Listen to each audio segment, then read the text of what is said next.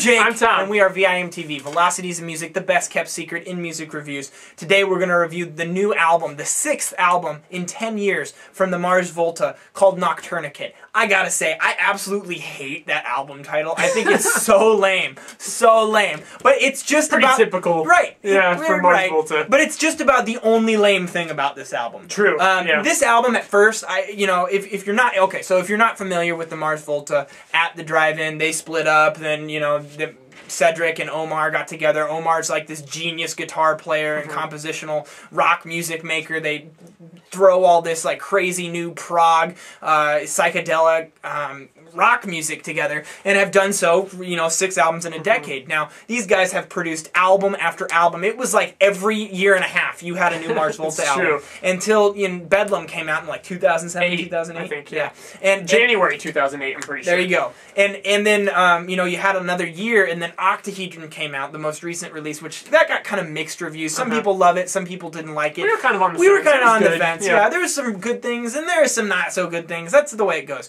It was more kind of B-sides to the Bedlam and Goliath sections with I love Bedlam. Yeah. I know that's one that you and I are very split on. I know you love that one. I didn't really like it all that much. And we've both been big Mars Volta fans for years, so to hear this one come out, Omar, they actually wrote this in like late 2008 and 2009, and they wrote, there's a couple things that you need to note about this. If they wrote this in 2008, 2009, it's 2012. What took so long? Well, they recorded this differently than they have the other albums.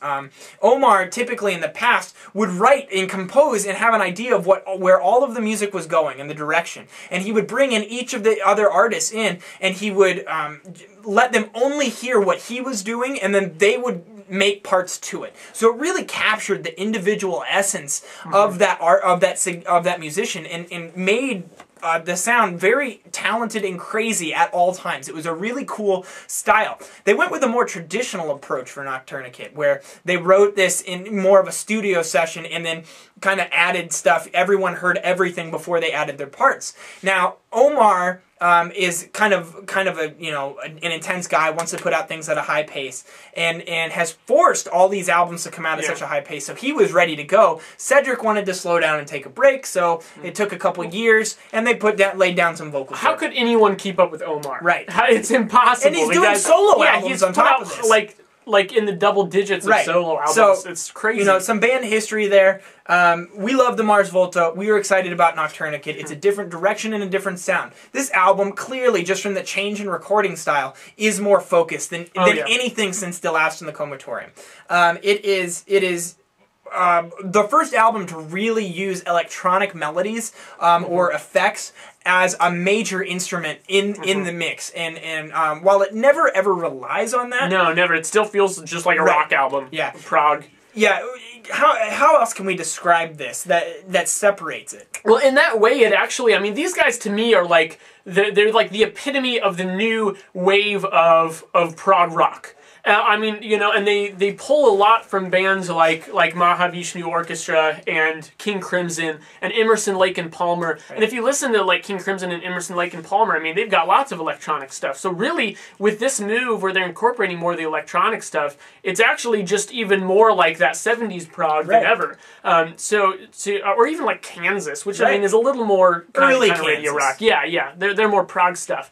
But I mean, here, it just flows so much better. Right. And this one took me a while to get into, but Mars Volta records, they always take a while to wrap your head around. And I know that this one's getting a lot of mixed stuff. We put on Twitter asking our followers, what they thought of it, whether they liked it or not, and we got some people saying they loved it, some people saying they hated it, and I mean, that's just what you're going to get from a band like this, and that's understandable. I can see both sides of it, but for me, I loved it. I think, for me, this is the best thing they put out since Francis the Mute. Might even be better than Francis the Mute. I mean, I actually think from a critical standpoint, it is. Yeah. It's more less just downtime. Exactly. It's more just I've had so much time with Francis the Mute that I've grown to love it. But I could see this album getting to that point too. Right. It's just a powerhouse. It goes just back to their rock confident sound, and that's what it is to me more than anything, is that it sounds authentic, it sounds confident, it sounds like they knew what they were going for, and they freaking took it.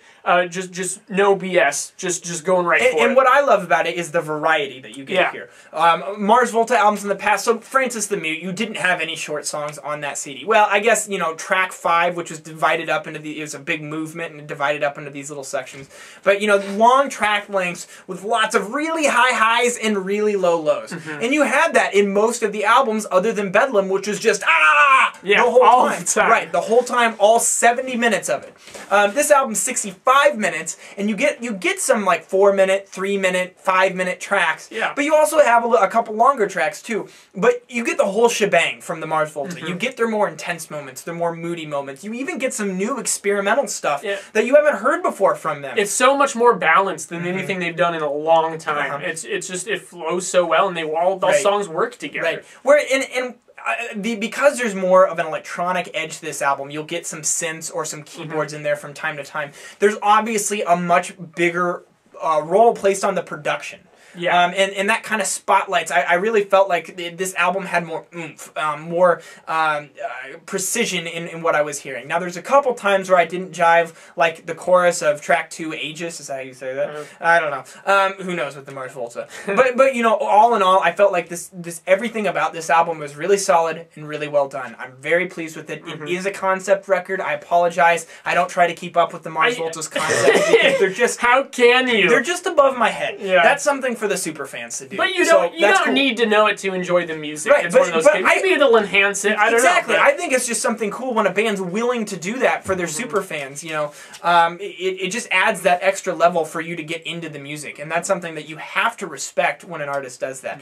I'm going 86 on this one. I'm going 88. What did you guys think? This is another Mars Volta album. Like we said, we asked our Twitter followers, kind of controversial as far as an Mars Volta record is concerned. Please let us know what you thought of this on our Twitter or Facebook site. That's where we do all of our talking with you. You can also leave comments at www.velocityeasymusic.com or youtube.com/velocityeasymusic. Thank you guys for making VIMTV everything that it is. Keep watching. I'm Jake. I'm Tom. And we are VIMTV, moving music critique forward.